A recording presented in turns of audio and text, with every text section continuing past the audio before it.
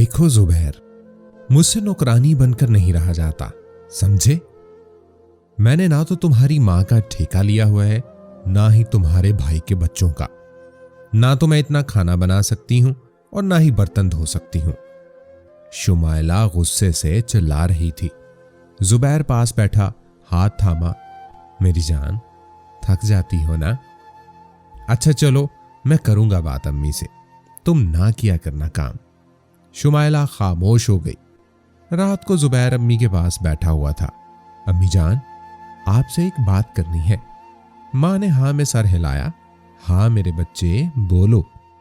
अम्मी, दरअसल बात यह है कि। जुबैर चुप हो गया। अम्मी ने फिर पूछा, हाँ मेरे बच्चे, बोलो, क्या बात है? असल में शुमाइला आज मुझे कह रही थी वो थक जाती है, इससे इतने घर के काम नहीं होते, तो अम्मी आप शुमाइला से काम का ना कहा करें। मां मुस्कुराने लगी। हाय ये बीवी, अच्छा तो ये बात है, इसलिए आज सारा दिन वो सोई रही। चलो ठीक है पुत्र, नहीं कहती, लेकिन फिर गुजारा कैसे होगा? कल को तो तुम्हारे भी बच्चे होंगे। कैसे होगा? कल को तो तुम्हारे भी बच्चे होंगे, कई जिम्मेदारियां होंगी। थकन भरी जिंदगी का सफर तो अभी बाकी है। बेटा, रिश्तों से इंसान कभी नहीं थकता। हमारे जहनों में फैले फतूर हमको थका देते हैं। बेटा, मैं किसी को पाबंद नहीं करती, वो घर गृहस्थी संभाले। एक वक्त था जब मैं ब्याह कर आई थी, मट्टी का मकान था, 10 भैंसें रखी हुई थी। मैं 18 साल की थी, बहुत लाडली थी अम्मी अब्बू की, लेकिन यहां आकर तेरे अब्बा के साथ कदम से कदम मिलाकर चलती रही। बेटा, घर यूं ही बसाए नहीं जाते। खैर, तुम्हारी बीवी की मर्जी है, मैं कोई जबरदस्ती करूंगी तो बहुत मुश्किलें आएंगी। ऐसा कर, तेरा भाई भी आ जाए, मैं बंटवारा कर देती हूं, तुम अपनी बीवी को लेकर अलग हो जाओ। इतने में शुमाइला भी आ गई। जुबैर चलें? मां ने प्यार से पूछा, कहां जा रहे हो पुत्र? जुबैर आहिस्ता से बोला, अम्मी आज सुबह से शुमाइला ने कुछ नहीं खाया, तो मैं सोच रहा था आज डिनर बाहर कर ले। अम्मी ने एक ठंडी आह भरी। अच्छा जाओ पुत्र। दोनों एक रेस्टोरेंट में पहुंचे, खाना ऑर्डर किया। शुमाइला खाना खाते हुए पूछने लगी, अम्मी से बात की है या नहीं? जुबैर मुस्कुराया और इत्मीनान से बोला, हाँ मेरी जान, बताया है। अम्मी कह रही थी तुम लोग अलग हो जाओ। शुमाइला के चेहरे पर एक मुस्कुराहट छाने लगी। ठीक कहा अम्मी ने, हम जिस कमरे में रह रहे हैं वही रखेंगे। खाना खाया, घर आ गए। 12 बज चुके थे, सब सो गए थे। मां जाग रही थी, अपने कमरे में जाने लगे तो जुबैर को मां ने आवाज दी। जुबैर ने पास जाकर सलाम किया। अम्मी, आप सोई नहीं अभी तक? अम्मी ने परेशानी में कहा, बेटा मेरे पास बैठ और अपनी बीवी को बुला। शुमाइला भी पास बैठ गई। मां समझाने लगी, जुबैर तुम्हारे भाई कह रहे हैं शुमाइला घर का कोई काम ना करे, लेकिन अलग ना हो। शुमाइला के सर पर हाथ रखा। मेरी बच्ची, घर के काम काज हैं ही क्या? खाना बनाना, बर्तन धोना, झाड़ू पोंछा करना। मेरी बात याद रखना शुमाइला बेटी, औरतें घर को घर नहीं जन्नत बनाती हैं, और जन्नत तब बनती है जब घर में मौजूद रिश्तों में मोहब्बत हो। अगर मोहब्बत और एहतराम ही नहीं तो घर भी एक खंडर होता है। शुमाइला खामोश थी, फिर आहिस्ता से बोली, लेकिन खाला मैं चाहती हूं मैं अलग रहूं। मां मुस्कुराने लगी। शुमाइला बेटी, जल्द या बदेर, तुम एक वक्त आएगा पछताओगी। रिश्तों से बगावत अच्छी नहीं होती। मैं जानती हूं, सास कितनी भी अच्छी क्यों ना हो, सास बहू में नोक झोंक होती रहती है, ये तो जमाना कदीम से चलता आ रहा है।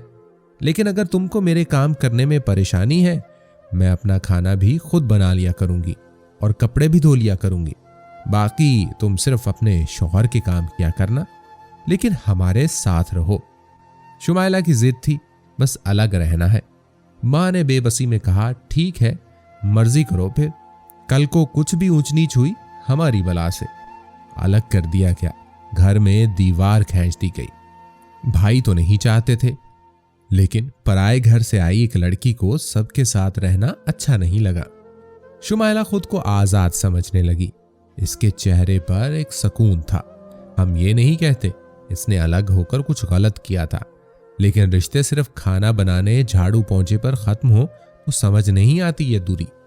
शुमाइला ने कहा, जुबैर कल बड़ा टीवी लेकर आना, ये पुराने वाला सही नहीं है। जुबैर ने प्यार से कहा, ठीक है मेरी जान, ला दूंगा।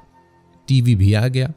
अब सारा दिन या तो मोबाइल पे मसरूफ रहती या फिर टीवी के सामने। जुबैर एक होटल में वेटर का काम करता था। सारा दिन वो हार जाता मेहनत करते हुए।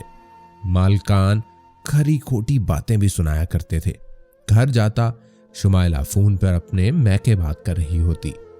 जुबैर खुद खाना गर्म करता, खाकर सो जाता।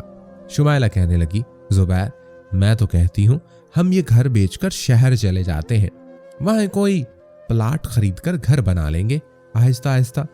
जुबैर थका हुआ था। शुमाइला पागलों वाली बातें ना करो, अल्लाह का शुक्र अदा करो। शुमाइला बोली, फिर ऐसा करो मुझे 2 लाख रुपए दो। जुबैर हैरानगी में बोला, 2 लाख? खैरियत है ना? हाँ खैरियत है, मेरा भाई दुबई जा रहा है तो अब्बू कह रहे थे इसके वीजे के लिए 2 लाख कम है। जुबैर बेरुखी में बोला, यार तो मैं क्या करूं, 2 लाख कम है तो मैं तो खुद परेशान हूं, 2 लाख हो तो मैं कोई काम धंधा ना शुरू कर लूं अपना। शुमाइला आहिस्ता से बोली, मेरी जान परेशान ना हुआ करें, मैं क्या सोच रही थी, मेरा जो गोल्ड है ना इसको बेच देते हैं। मेरी अब्बू से बात हुई है, अब्बू कह रहे थे हम नया बनवा देंगे। जुबैर गुस्से से शुमाइला की तरफ देखने लगा, यार तुम पागल हो गई हो क्या? अब्बू को मना कर दो, इनको बोलो हमारे पास कुछ नहीं है। शुमाइला मुंह बनाकर बैठ गई। यही तुम्हारा भाई मांगता तो तुम घर भी बेचकर इसको पैसे दे देते। जुबैर बहुत थका हुआ था। करवट बदल कर बोला, यार जा जो तेरा दिल करता है कर, मैं कुछ नहीं जानता। दूसरे दिन जुबैर काम पर चला गया। शुमाइला ने अपने भाई को फोन कर कर बुलाया। गोल्ड बेचकर 3 लाख रुपए अपने भाई को दे दिए। कुछ दिन गुजरे। जुबैर की मां को पता चला। मां का दिल जलने लगा। मेरा पुत्र सारा दिन गधों की तरह काम करता है और बीवी ने 3 लाख का सोना बेचकर मैके वालों को दे दिया। ये इसलिए अलग रहना चाहती थी। सास ने काफी शोर किया। शुमाइला के घर आकर शुमाइला गुस्से से बोली, तुमको तकलीफ क्या है, मैं गोल्ड बेचूं या घर हमारा? हम अपनी मर्जी करेंगे। सास बहू में काफी तकरार हुई। जुबैर के बड़े भाई ने अम्मी से कहा, छोड़े अम्मी, जब इसको अलग ही कर दिया है फिर क्यों दखल देना इसकी जिंदगी में। बड़ा भाई अम्मी को घर ले गया। शाम को जब जुबैर घर आया, शुमाइला मगरमच्छ के आंसू रोने लगी। जुबैर मुझे यहां नहीं रहना, बस मैं थक गई हूं अब। जुबैर को बहुत तेज बुखार था। मेरी जान क्या हुआ अब? तुम्हारी अम्मी ने मुझे बहुत गालियां दी हैं, मुझे बुरा भला कहा। तुम्हारी अम्मी हमारी जासूसी करती हैं, इनको कैसे पता चला मैंने गोल्ड बेचा है? जुबैर परेशानी में बोला, यार जिस दुकान पर गोल्ड बेचकर आई हो वो मेरा कजन है, शादी पर आया था ना, वो बहुत कम आता है यहाँ, इसने बताया था। शुमाइला रोते हुए बोली, जुबैर जो भी है, तुम्हारी माँ ने मुझे गालियां क्यों दी हैं? मैं कल अम्मी के घर जा रही हूं, मैं तंग आ गई हूं। जुबैर का जिस्म बुखार से कांप रहा था। आहिस्ता से बोला, यार मुझे सोने दो, मैं नहीं सुन सकता तुम्हारी बकवास। शुमाइला को गुस्सा आया।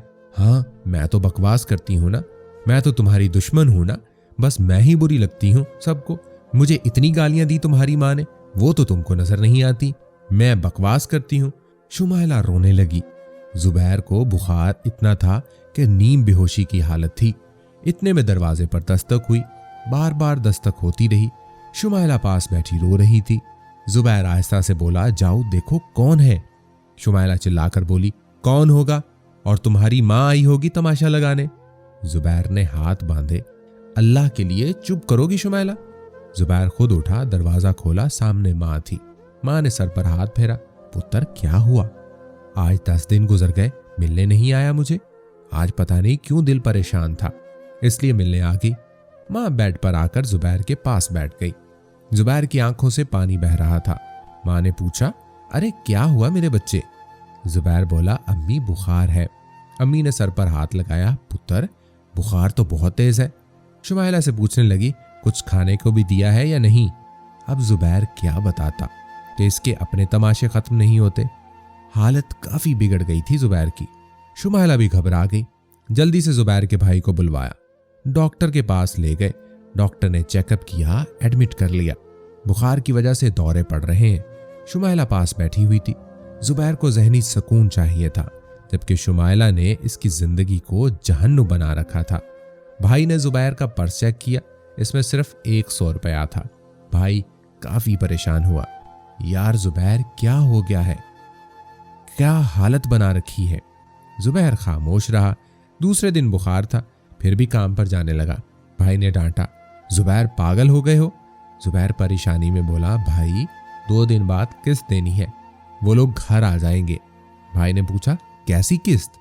जुबैर आहिस्ता से बोला, भाई शुमाइला ने नया मोबाइल लिया है, 50,000 वाला, बस 5,000 महीने इसकी किस्त है, और वॉशिंग मशीन ली है एक। भाई को बहुत गुस्सा आया। जुबैर, घर देखा है अपना, कच्ची छत है, इसका कुछ सोचो, मोबाइल ज्यादा जरूरी था। जुबैर, मैं कहता हूं तलाक दे दो इसे। जुबैर खांसते हुए बोला, भाई वो मां बनने वाली है। दिन गुजरने लगे। शुमाइला हर रोज कहती, यहां से घर बेचकर शहर चलते हैं। जुबैर समझाता, मैं नहीं खर्चा बर्दाश्त कर सकता इतना, लेकिन शुमाइला बजिद रही। वक्त गुजरने लगा। शुमाइला शॉपिंग करने भी महंगे मॉल में जाती थी। माँ जुबैर को बहुत समझाती, बेटा शुमाइला बदबख्त लड़की है, इसे छोड़ दो। जुबैर कहने लगा, अम्मी अब हमारा एक बेटा है, मुझे अपने बेटी की फिक्र है, इसका क्या कसूर है? शुमाइला को अपने बहन भाइयों की फिक्र थी, लेकिन जुबैर के बहन भाइयों को देखना भी पसंद ना करती थी। साफ मना किया हुआ था, कोई भी मेरे घर ना आए, ना मैं किसी के घर जाती हूं। जुबैर बहुत तंग था, लेकिन मजबूर था बहुत। 8 साल गुजर गए थे, लेकिन शुमाइला के झगड़े, फरमाइशें और तलखियां खत्म ना हो सकी। फिर एक वक्त ऐसा आया, जुबैर की मां दुनिया से चल बसी। मां के जाने के बाद भाइयों में दूरी बढ़ने लगी। जुबैर पहले कभी जो भाई के घर अम्मी से मिलने चला जाया करता था, अब अम्मी भी ना रही थी, तो भाई के घर जाते हुए कदम रुक जाते। भाभी लोग अब इस चाहत से बात न करती थी, क्योंकि शुमाइला ने सबके साथ झगड़ा किया हुआ था। वक्त गुजरने लगा। घर में फ्रिज, बड़ा टीवी, सब कुछ था, लेकिन मकान कच्चा था। फिर देखते देखते जुबैर के दोनों भाइयों ने पक्के मकान बना लिए। दरमियान में कच्चा सा घर जुबैर का रह गया। जुबैर ये मंजर देखकर बहुत परेशान होता, दिल ही दिल में चीख चीख कर रोता। शुमाइला को समझाने लगा, शुमाइला देखो, दोनों भाइयों ने लेंटर वाले बड़े घर बना लिए और हम वहीं के वहीं हैं। शुमाइला गुस्से से बोली, तुम्हारे भाइयों की तनख्वाह 50,000 है और तुम 30,000 कमाते हो। जुबैर गुस्से से बोला, मैं 30,000 कमाता हूं और तुम्हारा खर्चा 50,000 है। शुमाइला भी गुस्से में बोली, मैं तो कहती हूं ये घर बेचकर शहर चले जाते हैं। जुबैर गाली देकर बोला, कमीनी औरत हो तुम, ये नहीं कहती महंगा मोबाइल, महंगे कपड़े छोड़कर मिलकर घर को घर बनाते हैं, तुम हमेशा ये घर बेचने की बात करती हो। शुमाइला भी बराबर में जवाब देती, तो कमाना तुमने है, मैं तुम्हारी बीवी हूं, मेरे हकूक पूरे करना तुम्हारी जिम्मेदारी है। जुबैर बहुत परेशान था, कौन से हक की बात करती हो? तुम वो बदबख्त औरत हो जिसने मुझे मेरी माँ, मेरे सगे बहन भाइयों से दूर कर दिया। तुम वो बदबख्त औरत हो जिसकी वजह से मैं अपनी माँ को मरने से पहले सीने से ना लगा सका।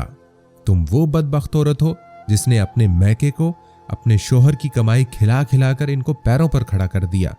और मैं, देखो मेरे घर को, डरता हूं मैं, न जाने कब ये कच्ची दीवारें टूट जाए। तुम वो बदबख्त औरत हो जिसने कभी घर को घर समझा ही नहीं। तुम्हारी वजह से मेरे बच्चे 2 वक्त की रोटी खाने को भी तरस रहे हैं। तुम वो बदबख्त हो जिसने मुझे ब्लड प्रेशर, दिल और शुगर का मरीज बना दिया। अरे तुम वो गंदी औरत हो जिसको कबूल करके मैं वक्त से पहले बूढ़ा हो गया हूं। देखो मेरी आंखों के गिरसिया धब्बे चीख चीख कर बता रहे हैं, मैं रातों को सो नहीं पाता। मेरे भाइयों ने बड़े बड़े घर बना लिए, इनके बच्चे महंगे स्कूल में पढ़ रहे हैं और मेरा बेटा सरकारी स्कूल में धक्के खा रहा है। अरे सब कुछ लूटकर तुमने अपने भाई बहनों को दे दिया, मेरा क्या कसूर था? बस इतना कि तुमको बेसहारा नहीं करना चाहता था। तुम क्या समझती थी मैं तुमसे डरता हूं? अरे इज्जत करता था तेरी, सोचता था छोड़ दूंगा तो कहां खार होती रहेगी। काश तुम इसमें खुश रहती जो मैं कमा कर लाता। महंगे कपड़े, मोबाइल, गाली गलौज, झगड़ों को छोड़कर मेरे कदम से कदम मिलाकर चलती। जुबैर ने गुस्से से चिल्लाते हुए कहा, मैं तुमको तलाक देता हूं। शुमाइला चीख चीख कर रोने लगी। जुबैर, ये जुल्म न करो, मैं अब संभल जाऊंगी। जुबैर ने बेटा छीना, धक्के देकर शुमाइला को घर से निकाल दिया। शुमाइला, मेरे 12 साल तुमने जहन्नुम बना दिए थे। अरे क्या क्या ना किया तुम्हारे लिए। शुमाइला भीख मांगने लगी, लेकिन अब वक्त गुजर चुका था। शुमाइला अम्मी अब्बू के घर चली गई। जुबैर के भाई भाभी भी शोर सुनकर आ गए। भाई ने मायूसी में कहा, जुबैर, अब क्या फायदा था तलाक देने का। जुबैर रो रहा था, भाई मैं थक चुका था, 12 साल गुजार दिए कि सुधर जाएगी, लेकिन 1 साल गुजरा था। शुमाइला जब तक भाई भाभी लोगों को जुबैर की कमाई खिलाती रही थी, सब मुस्कुराकर मिलते थे। अब तलाक हो गई तो भाभी ने कहा, देख शुमाइला, हमारा खुद मुश्किल से गुजारा होता है, बेहतर है तुम दूसरी शादी कर लो। शुमाइला बदलते चेहरे बदलते रिश्ते देख रही थी। जिनकी खातिर सब कुछ किया वो 1 साल में तंग पड़ गए। जुबैर ने दूसरी शादी कर ली। लड़की बहुत अच्छी थी, समझदार, कदर करने वाली, 5 वक्त की नमाजी, घर को जन्नत बनाने वाली। जितना जुबैर कमा कर लाता, इसमें से पैसे बचाकर कहीं कमेटी डाली। कुछ पैसों को कारामद जगह खर्च किया। देखते देखते 2 साल में घर बना लिया। जुबैर बहुत खुश था। अल्लाह ने एक तवील अजाब के बाद अच्छी हमसफर अता की। शुमाइला की शादी एक कसाई से हुई थी, जिसकी पहली भी तलाक हो चुकी थी। वो हर रोज इसे मारता, गालम गलोच करता। शुमाइला तड़पती, या अल्लाह मुझे माफ फरमा दे, मैं पागल हो गई थी, मैंने बहुत अच्छे इंसान को खो दिया। अब दिन भर काम करती हूँ, 20 लोगों का खाना बनाती हूँ, झाड़ू पोंछा सब कुछ करती हूँ, और फिर शोहर गाली देकर बुलाता है, थप्पड़ मार देता है। ए अल्लाह, मुझे जुबैर वापस दे दो। ये सोच रही थी कि शोहर ने गाली देकर कहा, जल्दी खाना बनाकर मेरी टांगे दबा आकर। इसे बहुत तेज बुखार था, लेकिन शोहर को कोई परवाह न थी। आंखों में आंसू थे, बेबसी की इंतहा थी। क्या करती अब पछतावे के सिवा। मां बनने वाली थी। शोहर अस्पताल लेकर गया। अस्पताल में मिठाई बांटी जा रही थी। एक कमरे में शुमाइला बैठी, पास बेड पर एक लड़की बैठी हुई, गोद में बच्चा उठाया बैठी हुई थी। जब नर्स ने शुमाइला को मिठाई दी तो शुमाइला ने आहिस्ता से पूछा, ये मिठाई क्यों? नर्स ने बेड पर बैठी लड़की की तरफ इशारा किया, इनको अल्लाह ने बेटी अता की है, इस खुशी में बेटी के बाबा मिठाई बांट रहे हैं। इतने में एक कयामत का सामना हुआ। वो लड़की जुबैर की बीवी थी। जुबैर कमरे में दाखिल हुआ, इस लड़की का हाथ थामा, चलो मेरी जान, गाड़ी आ गई है, घर चले। बेटी को गोद में उठाया, सहारा देकर बीवी को ले जा रहा था कि शुमाइला पर नजर पड़ी। पुराने से कपड़े, चेहरे पर जख्म का निशान, पाँव में पुराना सा जूता, चेहरे पर एक थकन है बस। शुमाइला ने देखकर हाथ बांध लिए। जुबैर कुछ कहने ही लगा था कि शुमाइला का शोहर आ गया। तल्ख लहजे में बोला, तू यहां बैठी है, जा डॉक्टर बुला रही है, चेक करवा के आ, उठ भी जा जल्दी। मुश्किल से उठी, टांग पर चोट लगी हुई थी। शोहर ने मारा था। आंखों में आंसू, दिल में तड़प, बेबसी, उठकर चली गई। आह भरने की भी मुझ में हिम्मत न थी। उम्र भर उनको आंसू मनाते रहे, उनकी नजरों में अश्कों की कीमत न थी। जुबैर अपनी बीवी का हाथ थामे चला गया। जरूरी नहीं होता मर्द जालिम हो, औरत भी बदबख्त हो सकती है। शुमाइला की तरह तमाशे करने वाली, झगड़े और रिश्तों में जहर भरने वाली, मैके की फिक्र और ससुराल को कैद खाना समझने वाली, घर को जहन्नुम बनाने वाली, और फिर अंजाम शुमाइला सा होता है। अगर कोई औरत एक जैसी है तो अंजाम से पहले सुधर जाए, वरना जिंदगी जब थप्पड़ मारेगी फिर पछतावे का मौका भी ना मिलेगा। शौहर की कमाई पर राजी रहकर घर को जन्नत बना ले, छोड़ दे रिश्तों में जहर भरना।